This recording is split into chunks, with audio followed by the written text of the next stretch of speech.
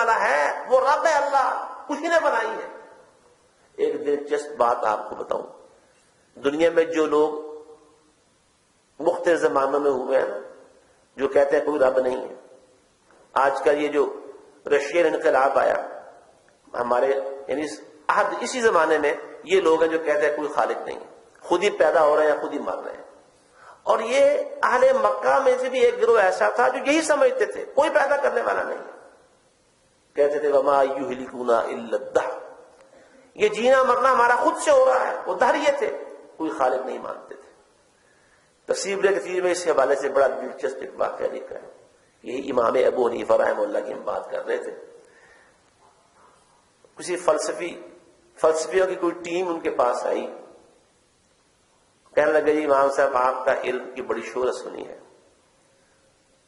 ہم چاہتے ہیں کہ آپ ہمیں بتائیں عقلی دلائل کے ساتھ کہ واقعی کوئی خالق ہے بنانے والا، ہم نہیں مانتے، اگر ہے تو کریں، نظر تو آتا نہیں۔ اور یہ فتنہ، یہ بات یاد رکھے، اس وقت ہماری جو بڑی بڑی ٹاپ کی یونیورسٹیاں ہیں ان میں فلسفے کے اسباق لوگ نوجوان پڑھ رہے ہیں، دھڑا دھڑ پڑھ رہے ہیں، ان میں یہ فتنہ پھیلایا جا رہا ہے۔ اچھا ہے خالق، کہاں ہے؟ آپ نے دیکھا نظر تو آتا نہیں کہاں۔ مختلف طریقوں سے نوجوان نسلوں کے ذہنوں میں یہ شکوک و شبہات پیدا کر کے انہیں رب سے اور اس کے دین سے دور کیا جا رہا ہے۔ یہ فتنہ پرانا ہی نہیں ہے، آج بھی موجود ہے، رب سے برگشتہ کیا جا رہا ہے، رب کا انکار کروایا جا رہا ہے۔ انہوں نے کہا جی آپ ہمیں بتائیں رب ہے؟ امام صاحب کہنے لگے نہیں یار میں تمہاری بات کا بھی کوئی جواب نہیں دے سکتا، میں ایک اور بہت بڑے مسئلے میں پھنسا ہوا ہوں، جب تک میرا وہ مسئلہ حل نہیں ہوگا نا میں آپ کو جواب نہیں دے سکتا۔ انہوں نے کہا جناب کون سا ایسا مسئلہ پھنس گیا، ہمیں بتائیں، ہم نکال دیتے ہیں اس میں سے۔ کہ نہیں تم نہیں بتائیں جناب۔ کہتے مسئلہ یہ ہے، کل ایک بندے نے مجھے یہ بتایا کہ میں ادھر سمندر کے کنارے سب لوگ کھڑے تھے، انتظار کر رہے ہیں کہ جہاز بندرگاہ پہ آ کے لگے گا، سامان لا دے گا، اپنی منزل کی طرف جائیں گے، کوئی جہاز نہیں آ رہا، کوئی جہاز نہیں آ رہا۔ وہ پچھلا پیر ہو گیا، اچانک کیا ہوا، پیچھے سے بہت بڑا کوئی چیز بہتی ہوئی پانی میں آ رہی تھی، قریب آئے دیکھا تو وہ ایک لکڑی کا بہت بڑا درخت تھا، دیکھتے ہی دیکھتے اس کے تختے چرنے شروع ہو گئے، جب تختے چر گئے مکمل پھر وہ تختے جڑنے شروع ہو گئے خاص ترتیب کے ساتھ، آہستہ آہستہ دیکھتے دیکھتے پورا وہ بحری جہاز بن گیا، سفینہ بن گیا۔ اچھا پھر کیا ہوا جناب امام صاحب؟ اس کے بعد کیا ہوا کہ وہ سارا سامان جو ساحل پہ پڑا ہوا تھا بندرگاہ پہ وہ خود بخود اس جہاز میں لوڈ ہو گیا، لد گیا، اور لوگ اس میں بیٹھ گئے اور وہ جہاز اپنی منزل کو روانہ ہو گیا۔ چھوڑیں امام صاحب، یہ کسی پاگل کی بات لگ رہی ہے، چھوڑیں آپ، یہ کسی دیوانے کی بات ہے۔ بلا ایک جہاز اور کشتی خود بخود کسی بنانے والے کے بغیر کیسے بن سکتا ہے؟ امام صاحب نے فرمایا ایک جہاز نہیں بن سکتا، پوری کائنات کیسے بن سکتی ہے کسی بنانے والے کے بغیر؟ رب مانو اس کو تاکہ وہ جو دہری ہے جو کہتے ہیں کوئی خالق نہیں ہے ان سے تم علیحدہ اور جدا ہو سکو، تمہاری پہچان ہو کہ ہم ایک رب کو ماننے والے ہیں۔ ایمان میں پہلی بات یہ۔ دوسری بات کیا ہے؟ ان یعتقد وحدانیتہ، اللہ اکیلے کو الہ مانے، یقین اور اعتقاد رکھے کہ وہی الہ ہے، کوئی الہ نہیں اس کے سوا، یہ اعتقاد رکھنا ضروری ہے۔ الہ کون ہے؟ جی صرف ایک اللہ، کوئی الہ نہیں اس کے سوا، اللہ ہی الہ ہے، وہی ساری عبادتوں کے حقدار ہے، یہ اعتقاد رکھو۔ کیوں؟ لِيَكُونَ بِذَلِكَ مُبَايِّنًا مَذَاهِبَ أَهْلِ الشِّرْكِ الَّذِينَ أَقَرُّوا صَانِعًا وَأَشْرَكُوا مَعَهُ فِي الْعِبَادَةِ، تاکہ دنیا کے جتنے مشرک ہوئے نا نبی جن کی طرف آئے تھے ان کے دین سے یہ الگ ہو جائے، وہ جتنے مشرک تھے دنیا میں یاد رکھیں، قرآن بھی کہتا ہے جتنے مشرک تھے جن کی طرف اللہ نے نبی بھیجے وہ سب اس کو رب مانتے تھے، اکیلا رب ہے، بنانے والا وہ ہے، پالنے والا وہ ہے، چلانے والا وہ ہے، لیکن اس اکیلے کو الہ نہیں مانتے تھے۔ ان اہل شرک سے تم الگ ہونا چاہتے ہو تو جس طرح اس کو رب مانا ہے اکیلے کو، اسی طرح اس اکیلے کو الہ بھی مانو۔ سب لوگ اللہ کو رب مانتے تھے، پیدا کرنے والا مانتے تھے، اس اللہ اکیلے کو الہ نہیں مانتے تھے. اجعل الآلہۃ الہا واحدا ان ھذا لشیء عجاب. بڑی عجیب بات ہے, وہ اکیلا ہی الہ ہے, کوئی اور الہ نہیں. نہیں, یہ بڑی عجیب بات ہے, ہم نہیں مانیں گے. انہم اذا قیل لہم لا الہ الا اللہ یستکبرون. جب انہیں کہا جاتا ہے اللہ اکیلا الہ ہے, وہ تکبر کرتے ہیں. ایک نہیں کہتے, ایک نہیں اور بھی مانو. اللہ ہی نہیں, اللہ بھی مانو. وہ کہتے تھے اللہ بھی ہے, نبی کہتے تھے اللہ ہی ہے. ھذان خصمان اختصموا فی ربہم. یہ دو فریق ہو گئے انسانوں کے, ایک وہ ہے جو اللہ ہی کو الہ مانتے ہیں, ایک وہ ہے جو اللہ کو بھی الہ مانتا ہے. جھگڑا یہی ہے. نبیوں کا جھگڑا قوموں کے ساتھ یہی تھا. نبی کہتے تھے اللہ کے الہ ہے. مسند امام احمد بن میں روایت موجود ہے, رسول اللہ صلی اللہ علیہ وسلم گلی گلی, محلے محلے, قریہ قریہ جا کے یہ بات کہہ رہے تھے, یا ایھا الناس قولوا لا الہ الا اللہ. آپ کا چچا ابو لہب آپ کے ساتھ ساتھ گلی محلے میں اسی طرح گھوم رہا تھا, کہتا تھا لوگوں میرے بھتیجے کی بات پر دھیان دینا, اس کا دماغ چل گیا ہے, یہ دیوانہ ہو گیا, پاگل ہو گیا ہے. تو دو فریق ہو گئے کہ نہ ہو گئے. رسول اللہ کیا ہانک لگا رہے ہیں, اللہ ہی الہ ہے, اور وہ کیا ہانک لگا رہا ہے, اللہ بھی الہ ہے. یہ بھی ہی کا فرق کسی غیرت مند مرد سے پوچھا جا سکتا ہے. جس کی بیوی کہے تم تو ہو, فلاں بھی ہے, فلاں بھی ہے. ایک غیرت مند آدمی اپنی بیوی کا یہ بھی والا جملہ کبھی برداشت نہیں کر سکتا. ایک مسلمان ہو اور اس میں توحید کی غیرت نہ ہو, کیسی مسلمان ہے. اس لیے دوسری جس بات کا اعتقاد کرنا ابن بطہ رحمہ اللہ کے بقول ضروری ہے, وہ اللہ کو اکیلے کو الہ ماننا, تاکہ دنیا میں جتنے اہل شرک ہوئے ہیں اس میں اور اس میں فرق ہوتا ہے. اور تیسری بات کیا ہے, ان يعتقده موصوفا بالصفات التي لا يجوز الا ان يكون موصوفا بها من العلم والقدرة والحكمة وسائر ما وصف به نفسه في كتابه. وہ تمام خوبیاں اور صفات اور اسماء جو اللہ نے اپنی کتاب میں اپنے لیے بیان کر دی ہیں, جن پر ایمان لانا واجب ہے, واجب فرض, ان ساری باتوں کو بھی مانے اور اعتقاد رکھے کہ اللہ کے اچھے اچھے نام ہیں, اللہ کی صفات ہیں, اور ان میں اس کا کوئی شریک نہیں ہے. یہ مانے, جب تک یہ تین باتیں مانے گا نہیں, ان کا اعتقاد نہیں رکھے گا, ان کا یقین نہیں رکھے گا, ان کے ساتھ اعتقاد کے مطابق اپنی زندگی نہیں گزارے گا, اس وقت تک وہ مومن نہیں ہو سکتا. تو بھائیو, یہ تو بات ہی توحیدی اقسام کی اہل علم اور سلف صالحین کے اقوال کے حوالے سے. میں نے آپ سے عرض کیا تھا میں قرآن سے بھی آپ کو حوالہ دوں گا. یہ تین تقسیمیں قرآن نے بیان کر دی ہیں.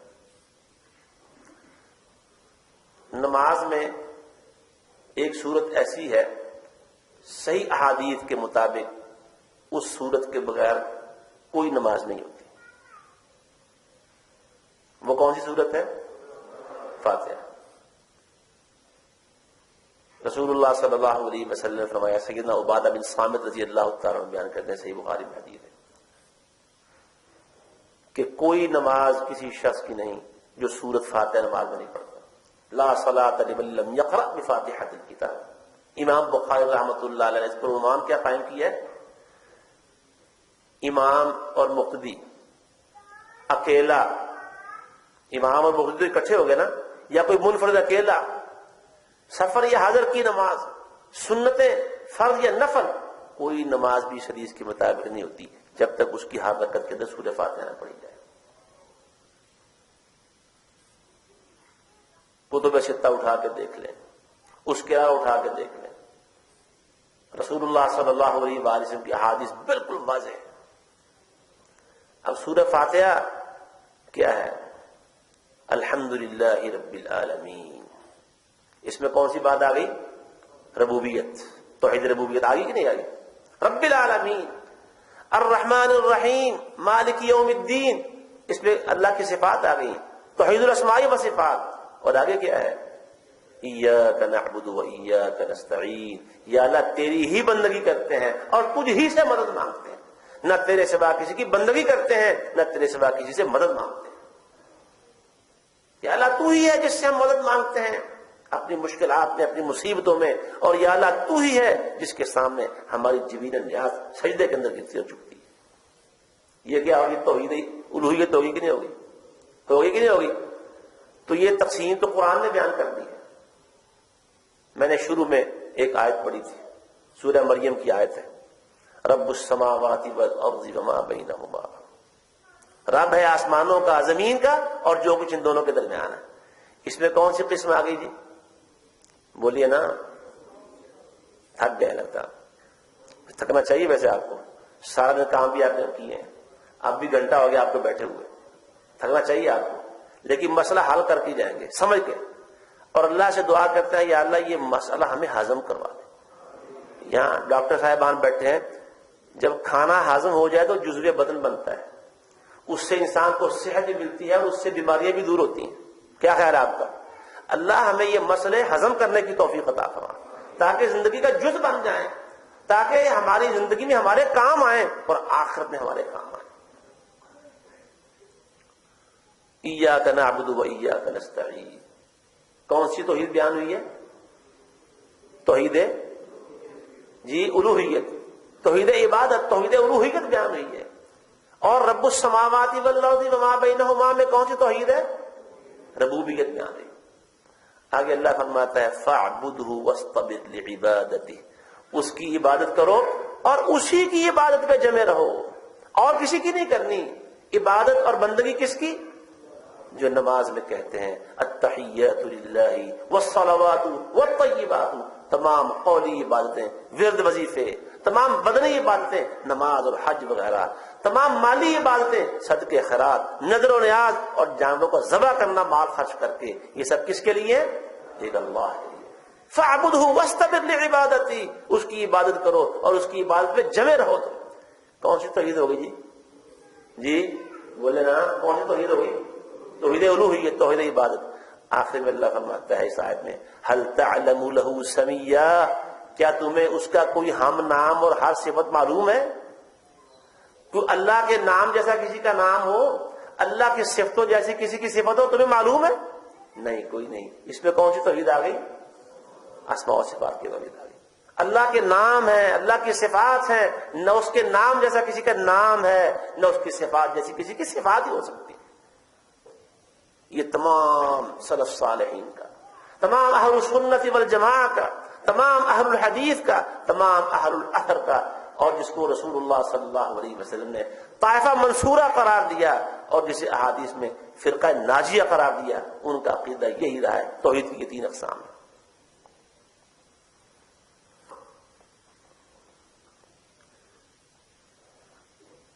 اگر تھوڑا اور آگے بڑھیں، سورۃ الکافرون کو دیکھیں، اگر پڑھیں، غور سے مطالعہ کریں، تو سورہ کافرون توحید الوہیت بیان کرنے والی ہے، پوری سورت توحید الوہیت پر۔ قل یا ایھا الکافرون لا اعبد ما تعبدون ولا انتم عابدون ما اعبد ولا انا عابد ما عبدتم ولا انتم عابدون ما اعبد لکم دینکم ولی دین۔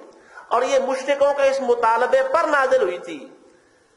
محمد صلی اللہ علیہ وسلم ہمارے ساتھ نہ کچھ سمجھوتا کر لو، افہام و تفہیم، موقع کر لو، بارگیننگ کر لو، کوئی آپس میں انڈرسٹینڈنگ ہو جائے، کچھ دن ہم تمہارے رب کی عبادت کر لیا کریں خالص، اور پھر کچھ دن تم ہمارے ربوں کی، ہمارے معبودوں کی بھی عبادت کر لیا کرو۔ یہ جھگڑا ختم ہو جائے روز روز کا۔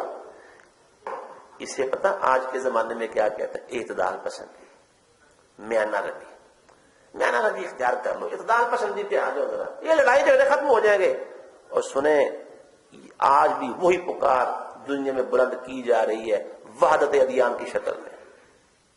سب دینوں کو ملا جلا کے نا، 7 رنگانی پتری کتنے نظامت انجن بنا لو، ایک ہی دین دنیا میں ہو، انسانی برادری، عالمی برادری۔ بہت بڑا فراڈ، بہت بڑا دھوکہ، اور اللہ کے دین سے دور رہنے کے یہ نعرے ہیں۔ یہ عالمی برادری کیا ہوتا؟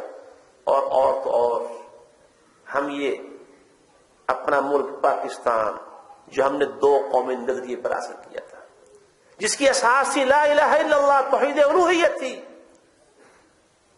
وہ اندرا گاندھی تو کہہ گئی تھی کہ 2 قومی نظریہ ہم نے خلیج بنگال میں بہا دیا ہے، اور اب ہمارے اپنے سیاستدان بھی کہہ رہے ہیں 2 قومی نظریہ کو ردی کی ٹوکری میں ڈال رہے ہیں۔ جی ہندو مسلم عیسائی ایک ہی برادری ہے، ہم ایک ہی. سب سے پہلے پاکستان، سب سے پہلے لا الہ الا اللہ نہیں ہے، سب سے پہلے پاکستان، لا الہ الا اللہ بعد میں، پہلے پاکستانی. ہم پاکستانی، تو بھی پاکستان ہے، میں بھی پاکستان ہوں. ہم زندہ قوم ہے، پائندہ قوم ہے. لا الہ الا اللہ کی بنیاد پر نہیں، پاکستانی ہونے کی بنیاد پر. یہ وہ بنیاد ہے جو قائم نہیں رہ سکتی، یہ وہ بنیاد ہے جو تباہی کے کنارے اور گڑھے پر قائم ہے. جو مضبوط بنیاد ہے وہ کون سی ہے؟ وہ لا الہ الا اللہ ہے. افہام و تفہیم موقع کر لیں، کچھ درمیانہ راستہ نکال لیں. کچھ دن ہم تمہاری مانیں گے اور کچھ دن تم ہماری مان لو. اس کے بدلے میں اللہ نے کہا ہے نبی ان کو جواب دو، اور فیصلہ کر دیا اس آخری آیت میں لکم دینکم ولی دین. تمہارا راستہ ادھر جاتا ہے، میرا راستہ ادھر جاتا ہے. یہ سورۃ توحید الوہیت بیان کر رہی ہے. سورہ اخلاص پڑھ لیں، قل هو اللہ احد، وہ توحید اسماء و صفات بیان کرتی ہے. رسول اللہ سے مطالبہ ہوا ہے محمد اپنے رب کا ذرا کوئی تعارف تو کرواؤ، تو خاندان کو نسب اصل نسب کچھ بیان تو کرو، نسب کیا ہے؟ اللہ نے ان کے گھٹیا اور انتہائی نامعقول بلکہ گستاخانہ سوال کا جواب اس چھوٹی سی سورت میں نازل کیا. اور اس سورت کو شان یہ ملی انہا لتعدل ثلث القرآن، یہ قرآن کے ایک تہائی کے برابر ہے، 10 سپاروں کے برابر ہے یہ سورت. قل هو اللہ احد اللہ الصمد لم یلد ولم یولد ولم یکن له کفوا احد. کون سی توحید بیان ہوئی ہے جی؟ توحید اسماء و صفات. کوئی اس جیسا ہے ہی نہیں، کوئی اس کی برابری کرنے والا ہی نہیں. آخری سورت پڑھ رہے، سورہ ناس پڑھ رہے، کیا الفاظ ہے پہلے؟ قل اعوذ برب الناس. توحید ربوبیت بیان ہوئی ہے. یہ رب نے خود بیان کر دی ہے توحید کی اقسام. اہل علم نے ان کو سمجھا، ہمارے سلف صالحین نے، اور امت تک پہنچایا ہے. اس کو سمجھیں، تینوں کو الگ الگ سمجھیں، اور پھر توحید اسماء و صفات، توحید الوہیت، توحید ربوبیت کی اور تفصیلات ہیں. اللہ آپ کو ہم سب کو توفیق دے، انہیں بھی کبھی پڑھیں، مطالعہ کریں، سمجھیں، اور آگے ہماری زندگی اس کے مطابق ہو. اب آخری بات کی طرف آتے ہیں. ہمارے اس زمانے میں کچھ ایسے اہل علم محققین ہیں، ویسے ان کا بھی ایک تسلسل ہے، میں تاریخی پس منظر بھی انشاءاللہ بیان کروں گا. جس طرح توحید کی ان تینوں قسموں کا قرآن و حدیث کے ساتھ ساتھ تاریخی پس منظر بھی آپ کے سامنے رکھا ہے. اب جو چوتھی اور آخری بات کر رہا ہوں، جو میں نے عرض کیا کہ دور حاضر کے بڑے محققین، بڑا نام ہے علمی اور تحقیقی میدان میں، بڑی ان کی خدمات بھی ہیں، اس میں کوئی شک نہیں. لیکن جب انسان بعض وقت الجھتا ہے تو بہت سارے مسائل میں کافی الجھ جاتا ہے. اللہ سبحانہ و تعالی ہمیں الجھاؤ سے بچائے، گنجلگوں سے بچائے. سیدھا سیدھا اور صاف صاف جو راستہ اور دین ہے اللہ کا، وَأَنَّ هَذَا صِرَاطِي مُسْتَقِيمًا فَاتَّبِعُوهُ، اللہ ہمیں اس کی اتباع کی توفیق عطا فرمائے. ورنہ کیا ہوگا اگر اس راستے کو چھوڑ کے پگڈنڈیوں پہ نکل گئے؟ فَتَفَرَّقَ بِكُمْ عَنْ سَبِيلِهِ، وہ پگڈنڈیاں اللہ کے راستے سے دور ہٹا دیں. وہ بات کیا ہے؟ کچھ لوگ توحید کی ایک چوتھی قسم بھی بیان کرتے ہیں. جو پہلی 3 قسمیں ہیں اس حوالے سے ایک رائے میں نے آپ کو بتائی کہ کچھ لوگ یہ شبہ پیدا کرتے ہیں کہ یہ 3 قسمیں بیان کرنا یہ بھی بدعت ہے. اگر تم کہتے ہو کہ فلاں چیز بدعت ہے، فلاں کام بدعت ہے، فلاں بدعت ہے، تو یہ بھی تو بدعت ہے نا. تمہارے محمد عبد الوہاب نے یہ بدعت شروع کی ہے. میں نے الحمدللہ دلائل کے ساتھ قرآن حدیث سے اور امام ابو حنیفہ رحمہ اللہ سے لے کر ایک تسلسل سے بیان کیا ہے کہ یہ تینوں قسمیں شروع سے چلی آ رہی ہیں، ان میں بدعت بری کوئی بات نہیں. علماء نے قرآن سے یہ باتیں سمجھ کے ہمیں بتا دی ہیں. یہ جو چوتھی قسم ہے سلف صالحین کے ہاں وہ نہیں تھی، یہ دور حاضر میں موجود ہے. سلف کی کتابیں اٹھا کے دیکھیں، جتنا ہمارا اسلامی لٹریچر ہے سلف صالحین کا، اس میں سے کہیں وہ چوتھی قسم نظر نہیں آئے گی. لیکن ویسے ہے بڑی خوبصورت. ویسے آپ کو ایک بات مزے کی بتاؤں، جتنی بدعات ہوتی ہیں اتنی بڑی مزیدار ہیں. ویسے ان میں اٹریکشن بڑی ہوتی ہے، جاذب بڑی ہوتی ہے. کھانے پینے کا کام بڑے چلتے ہیں، اس میں دوسرے تیسرے معاملات بڑے چلتے ہیں. بڑا انسان کو فراوانی بعض معاملات بڑی ہو جاتی ہے. مشاہدہ کر کے آپ دیکھ لیں ہمارے.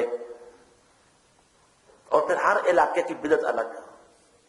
جتنے بر اعظم ہیں مجھے اللہ نے موقع دیا، توفیق بخشی، سعودی عرب میں جامعۃ الملک سعود اور ریاض میں پڑھتے رہے، دنیا بھر کے تمام بر اعظم کے لوگ وہاں پڑھتے تھے، افریقہ کے، ایشیا کے، یورپ کے، امریکہ کے. تو وہاں پتہ چلتا ہے جا کے کہ ہر علاقے کی بدعت اپنی اپنی ہے. تو اسی صورتحال کو سامنے رہ کر ہمارے مقرر ہیں مولانا قاری عبدالحفیظ صاحب، ایک جملہ بڑا خوبصورت انہوں نے کہا کہ وہ کہتے ہیں کہ بدعت علاقائی ہے، سنت بین الاقوامی ہے. بات سمجھے، اس بات کی گہرائی میں پہنچے، جملہ بڑا شاندار ہے. بدعت علاقائی ہے، سنت بین الاقوامی.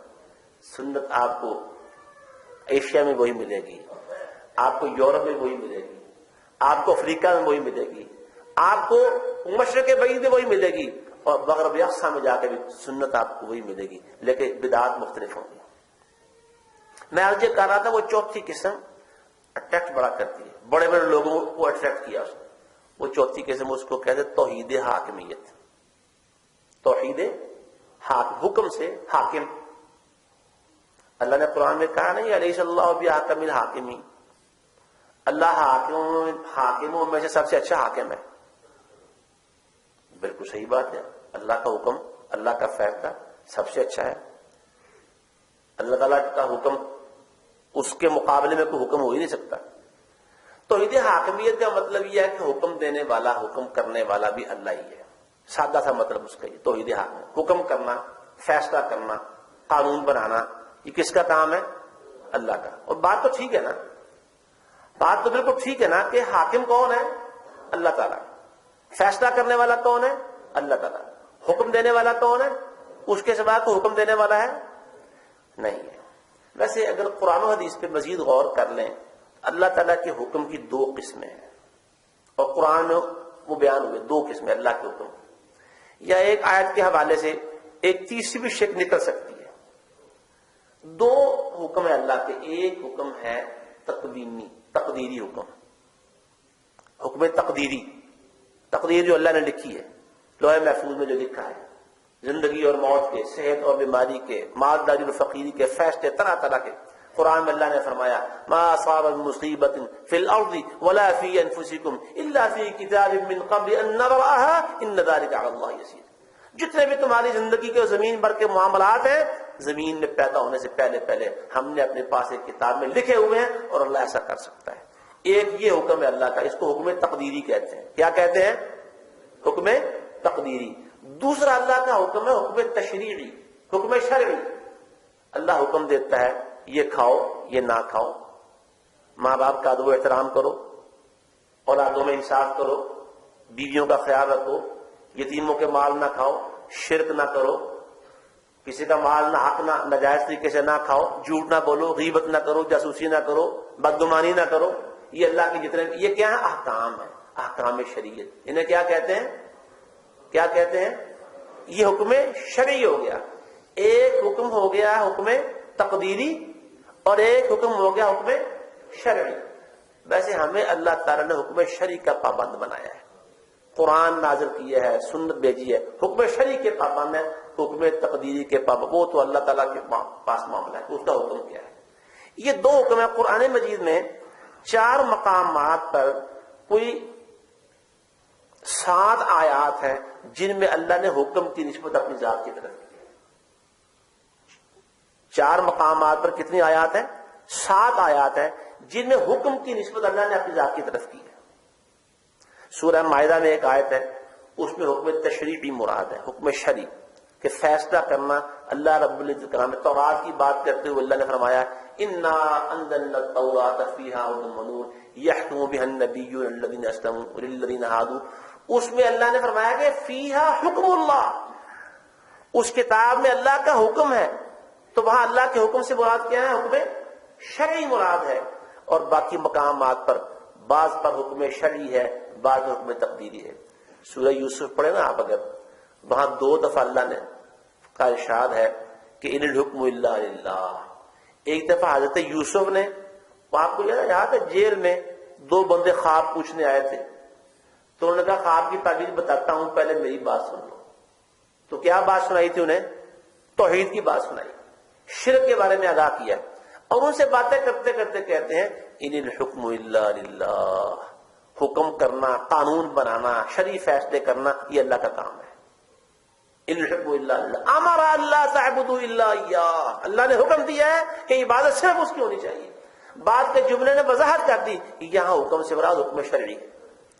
آگے یعقوب علیہ السلام نے بیٹوں سے کہا بیٹو مصر جا رہے ہو نا، ایک دروازے سے داخل نہ ہونا، لا تدخلوا من باب واحد وادخلوا من ابواب متفرقہ، الگ الگ دروازوں سے جانا، تمہارے اوپر کوئی شبہ نہ ہو جائے یا تمہیں نظر نہ لگ جائے.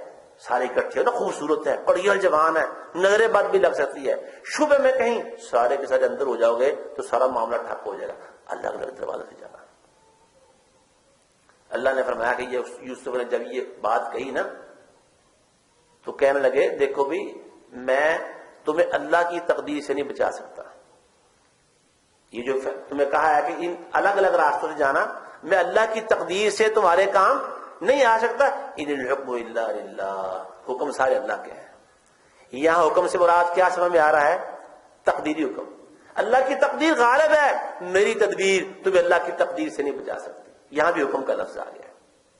ہاں ایک مقام قرآن کا ایسا ہے جہاں حکم سے مراد آخرت کے فیصلے ہیں. قیامت والے دن، قیامت والے دن اللہ کے یہاں فیصلے ہیں. سورہ انعام کی آیت نمبر 62 ہے، اس میں قیامت کے روز فیصلے لائی کہ اس دن فیصلے کون کرے گا؟ الا لہ الحکم وہو اسرع الحاسبین. کہتے تھے لاؤ محمد جو قیامت لانی ہے، لاؤ لاؤ ابھی لاؤ، کل آنی ہے ابھی لے کے آؤ.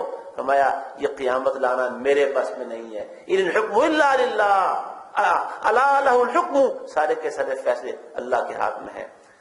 تو یہاں حکم سے مراد قیامت کے فیصلے ہیں، اور قیامت کے دن فیصلہ کون کرے گا؟ اللہ کرے گا. یوم لا تملک نفس لنفس شیئا والامر یومئذ للہ. اس دن سارے کے سارے اختیارات اور فیصلے اللہ کے پاس ہوں گے. یہ حکم.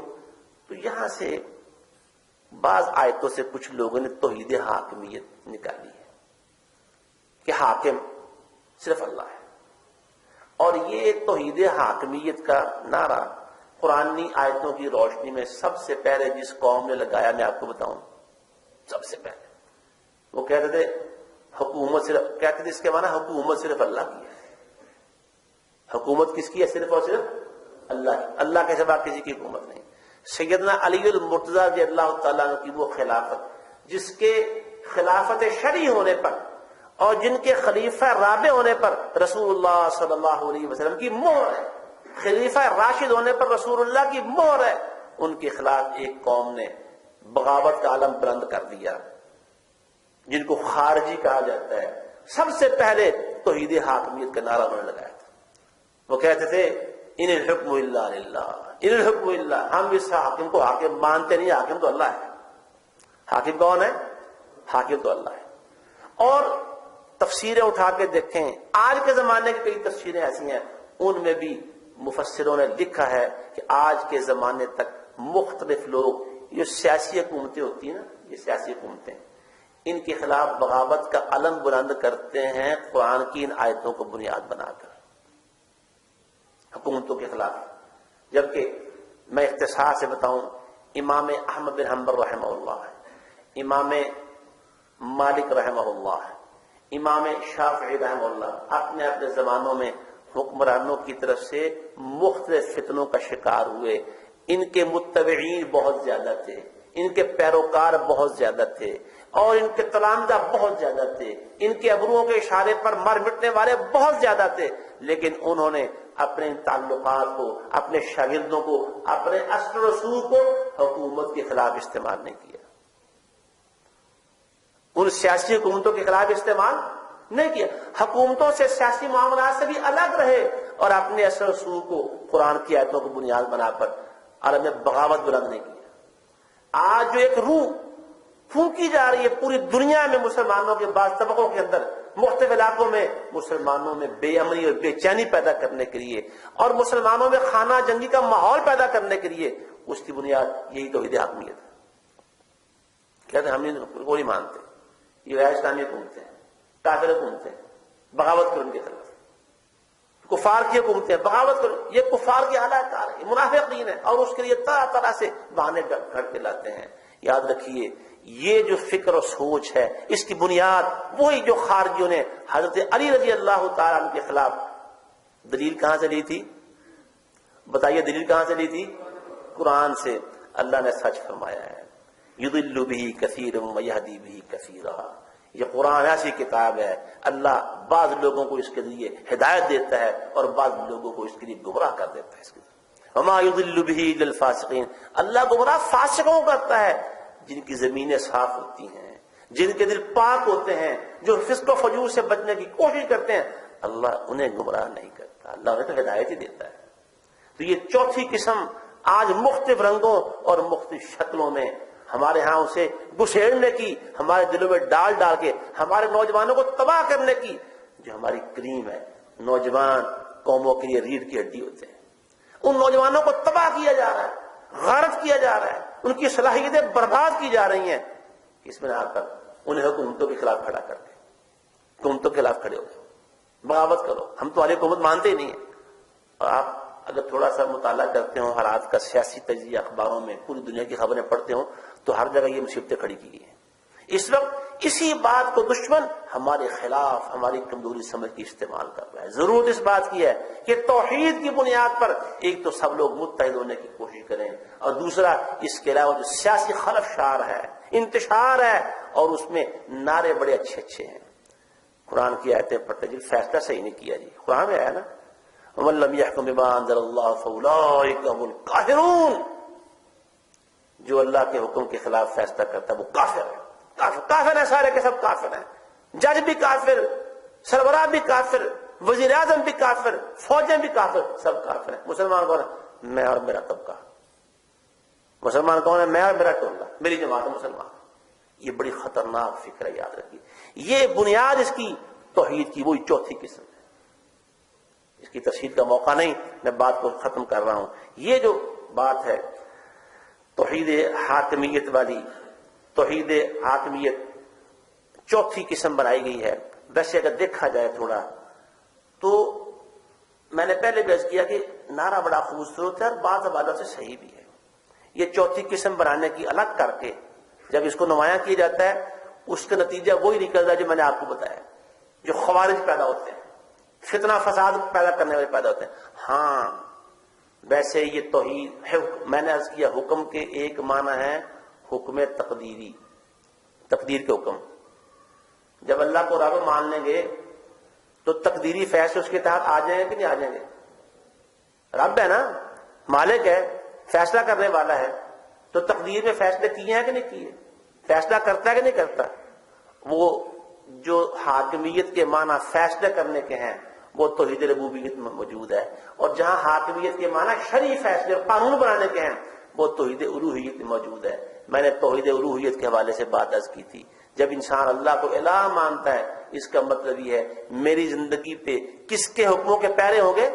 اللہ کے حکموں کے پیرے ہوں گے. قانون بنانا, فیصلے کرنا, حکم دینا, شریعت بنانا اللہ کا کام ہے. اللہ نے شریعت بنانے کا اختیار تو, قانون بنانے کا اختیار تو اپنے پیغمبر صلی اللہ علیہ وسلم کو بھی دیا. تو حاکمیت والی توحید اگر وہ تقدیر کے معنی میں ہو وہ ربوبیت میں موجود ہے, اگر وہ قانون بنانے اور فیصلہ کرنے کے معنی میں ہو تو وہ الوہیت میں موجود ہے. الگ سے قسم بنا کر لاتے ہیں تو گمراہی آتی ہے, کیونکہ جب سلف صالحین کا طریقہ چھوڑتے ہیں, جب اہل السنہ والجماعت کا طریقہ چھوڑتے ہیں, جب محدثین کا راستہ چھوڑتے ہیں, جب اہل الاثر کا راستہ چھوڑتے ہیں, جب طائفہ منصورہ کو اور فرقہ ناجیہ کو چھوڑ دیتے ہیں تو پھر نتیجہ یہی نکلتا ہے.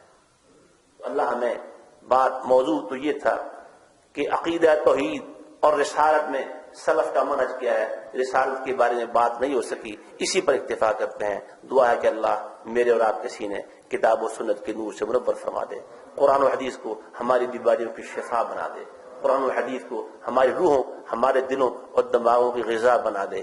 جو ہمارے بیمار ہیں اللہ سبحانہ و تعالیٰ انہیں شفا عطا فرمائے. جو ہمارے بزرگ اور بوڑھے ہیں طرح طرح کے عوارض میں مبتلا ہیں اللہ وہ دور کر دے. ہمارے جو فوت ہوئے ہیں آج ہی ہمارے ایک جماعت کے یہاں کے پرانے بزرگ جناب مقبول صاحب, محبوب صاحب فوت ہو گئے، ادھر بہت اچھا جمعہ پڑھتے رہے، کافی ضعیف ہو گئے تھے، کل ان کا ایکسیڈنٹ ہوا، فوت ہو گئے، آج ان کا جنازہ تھا، میں شریک نہیں ہو سکا، ان کے لیے اور دیگر جو ہمارے متوفیان ہیں ان سب کے لیے دعا ہے کہ اللہ سب کو اپنے ہاں جیوار رحمت میں جگہ عطا فرمائے، اور اللہ رب العزت ہماری خطاؤں سے بدرگزر فرمائے، ہمارے فوت شدگان کی خطاؤں سے درگزر فرمائے، ہمارا اپنے گھر میں بیٹھنا اپنی بارگاہ میں قبول و منظور فرمائے، ہمیں سامنے سے، پیچھے سے، دائیں سے، بائیں سے، اوپر سے، نیچے سے اپنی رحمتوں کا حصار عطا فرمائے، ہر طرح کے شر سے، برائی سے، فتنے سے ہمیں محفوظ فرمائے، زندگی اور موت کے فتنوں سے بچائے، دنیا اور آخرت کے عذابوں سے بچائے۔ اقول قولی هذا واستغفر الله لي ولكم ولسائر المسلمين، وآخر دعوانا ان الحمد لله رب العالمين۔